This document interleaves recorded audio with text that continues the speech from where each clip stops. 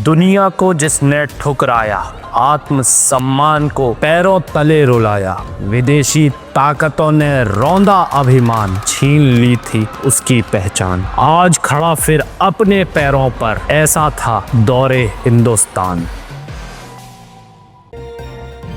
खूब लड़ी मर्दानी, वो तो झांसी वाली रानी थी। 1858 18 जून, इतिहास की वो तारीख जब भारत को ये दो लाइनें मिली। लेकिन क्यों मर्दानी, क्यों लड़ी और क्यों वो भारत की वीरांगना शक्ति का एक नमूना बन गई, एक प्रतीक बन गई घर घर की महिला सशक्तिकरण का। झांसी की रानी, जिनका नाम सुनकर दिलों में जोश और अंग्रेजों के खिलाफ एक गुस्सा उठ बैठता है। क्या था कारण? सिर्फ अपनी रियासत बचाने का नहीं, हिंदुस्तान को आज़ाद कराने का जज्बा। एक 23 साल की महिला में, 23 साल, जब हम सोचते हैं पढ़ाई में आगे क्या करेंगे, करियर क्या होगा, ज़िंदगी आगे कैसे चलेगी, तब उस एक विधवा लड़की की ज़िंदगी पे, उनके कंधों पे झांसी का कारोबार, झांसी की रियासत का बोझ और अंग्रेज़ों से लड़ाई। उन अंग्रेज़ों से जिनके लिए बोला जाता था कि जिस साम्राज्य का सूरज कभी अस्त नहीं होता। ये वो समाधि है उस वीरांगना की, उस देवी की, जिसने 23 साल में अपनी जवानी दे डाली इस भारत को गुलामी की बेड़ियों से आज़ाद कराने के लिए। उसकी तलवार की धार उन बेड़ियों के टुकड़े टुकड़े करना चाहती थी, लेकिन समय को शायद कुछ और ही मंजूर था। वो शहीद ज्योति जो आज भी उनके सम्मान में जल रही है, ये ज्योति शायद अखंड ज्योति अरबों साल तक यूं ही जलती रहेगी, क्योंकि हिंदुस्तान कभी भी उस देवी का वो उपकार, वो एहसान नहीं भूल सकता। वो शहीद स्मारक जहां वो अपने हाथ में तलवार लिए अपने घोड़े बादल पर बैठकर ये दर्शा रही है दुनिया को कि हिंदुस्तान की महिला क्या नहीं कर सकती है। शक्ति का प्रतीक वो देवी, वो झांसी वाली रानी, वो खूब लड़ी मर्दानी। बड़े बड़े मर्दों, बड़े बड़े ब्रिटिश अफसरों के गर्दनें उतार देने वाली, गर्दनें उतार देने वाली, पुरुषों के लड़ाकों की सेना को कमांड करने वाली, आज 18 जून को उसी देवी का बलिदान दिवस है। इसलिए हमारी ये स्पेशल स्टोरी आचरण की तरफ से हम आपके लिए लेकर आ रहे हैं, जिसका नाम है खूब लड़ी मर्दानी, वो तो झांसी वाली रानी थी। वो 17 जून 1858 का दिन था जब ग्वालियर की धरती पर एक वीरांगना, एक माँ, एक योद्धा ने अपने देश के लिए आखिरी सांस ली।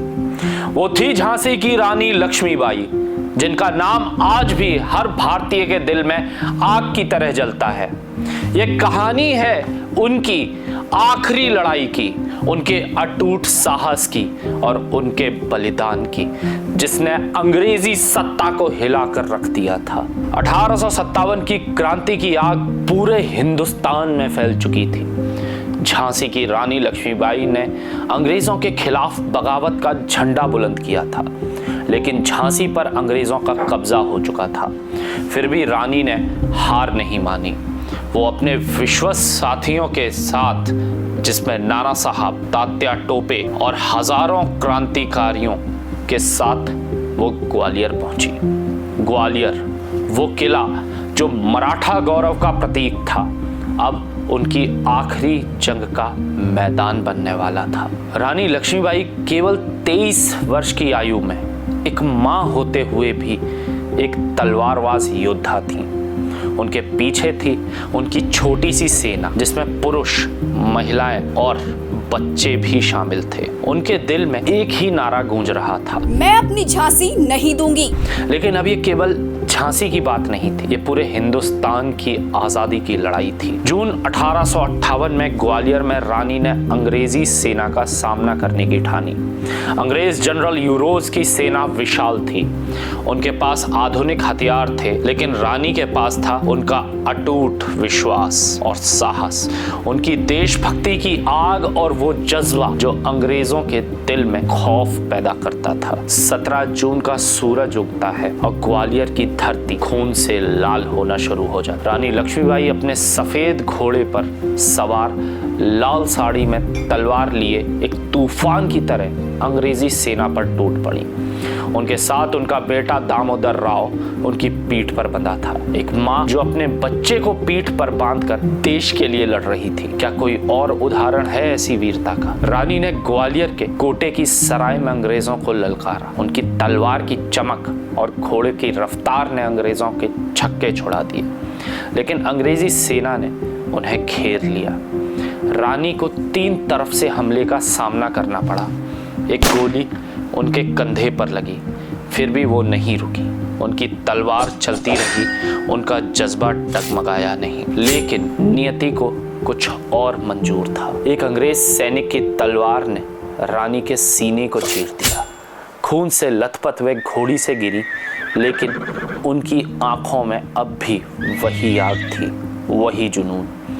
उन्होंने अपने साथियों को हुक्म दिया, मुझे अंग्रेजों के हाथ नहीं लगने देना। उस पल रानी लक्ष्मीबाई ने अपने प्राण त्याग दिए, लेकिन वह हारी नहीं। उनकी मृत्यु ने हिंदुस्तान के हर कोने में आज़ादी की चिंगारी को और भड़का दिया।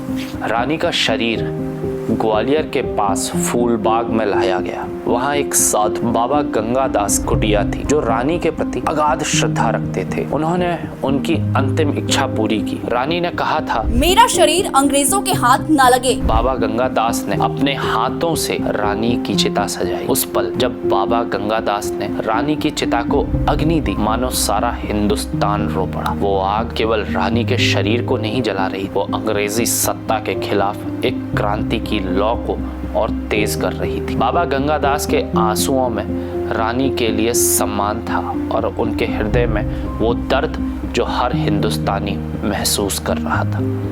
रानी की चिता की लपटें उठी और उनके साथ उठा वो संदेश, आज़ादी के लिए लड़ो, चाहे जान चली जाए। बाबा गंगादास ने न केवल रानी का अंतिम संस्कार बल्कि उनकी वीरता को अमर कर दिया। रानी लक्ष्मीबाई की मृत्यु कोई अंत नहीं था, वो एक शुरुआत थी। उनकी वीरता ने लाखों हिंदुस्तानियों के दिल में आज़ादी की आग जलाई। अंग्रेजी सत्ता को यह एहसास हो गया था कि हिंदुस्तान की धरती पर ऐसी वीरांगनाएं हैं जो अपने देश के लिए सब कुछ कुर्बान कर सकती हैं। आज जब हम रानी लक्ष्मीबाई की कहानी सुनते हैं तो हमारा खून खौल उठता है। वो खून जो अंग्रेजी जुल्मों के खिलाफ बगावत का आह्वान करता है, वो खून जो हमें याद दिलाता है कि आज़ादी की कीमत कितनी भारी थी। रानी लक्ष्मीबाई आज भी हमारे बीच जीवित है, हर उस हिंदुस्तानी के दिल में जो अपने देश के लिए कुछ कर गुजरने का जज्बा रखता है। उनकी चिता की आग आज भी जल रही है हमारे दिलों में, हमारी आत्मा। आइए हम सब मिलकर रानी को नमन करें, उनकी वीरता को सलाम करें और प्रण लें कि उनके बलिदान को कभी नहीं भूलेंगे। रानी के बलिदान के साथ साथ हम बाबा गंगादास को भी याद करते हैं, जिनके 745 साधुओं ने अपने प्राण गंवा दिए, अपनी जान लगा दी ताकि कोई अंग्रेज रानी के शरीर को हाथ न लगा पाए। हम उस शाला की तरफ भी बढ़ चले थे जहां बाबा गंगादास के साधुओं ने अंग्रेजों से लोहा लिया था। वो साधु जो तुलसी की माला के 108 मणकों को हर वक्त जपते रहते थे प्रभु के नाम से। उन साधुओं के हाथ में उस दिन तुलसी की माला की जगह हाथ में तलवार, कटार, किरपाण, बंदूकें और तोपें थीं। वो 745 साधु अपनी जी जान से लड़े और कई अंग्रेजी कंपनियों को ढेर कर दिया। लेकिन क्या हम उन साधुओं को कभी याद कर पाए जिन्होंने रानी लक्ष्मीबाई की अस्मिता को बचाने के लिए अपने प्राण दिए? ये कहानी थी इस देश की देवी, इस देश की माँ रानी लक्ष्मीबाई और उनके साथ ग्वालियर की जमीन पर जान गंवाने वाले बाबा गंगादास के उन साधुओं की। मैं आपसे फिर मिलूंगा एक नई कहानी के साथ एक नए एपिसोड में आचरण न्यूज के दौरे हिंदुस्तान में। बोल सियावर रामकृष्ण देव की जय। बड़ी शाला स्थान सिद्धपीठ बड़ी शाला स्वामी राम सेवक दास जी, जो कि हमारे भारत का पहला स्वतंत्र संग्राम जो महारानी लक्ष्मीबाई जी के द्वारा शुरू किया गया था, वो बड़ी शाला में समापन हुआ।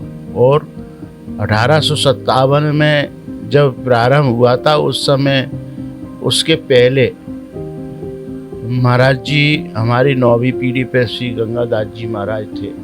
और गंगादास जी महाराज की समय महारानी लक्ष्मीबाई क्या है, देश के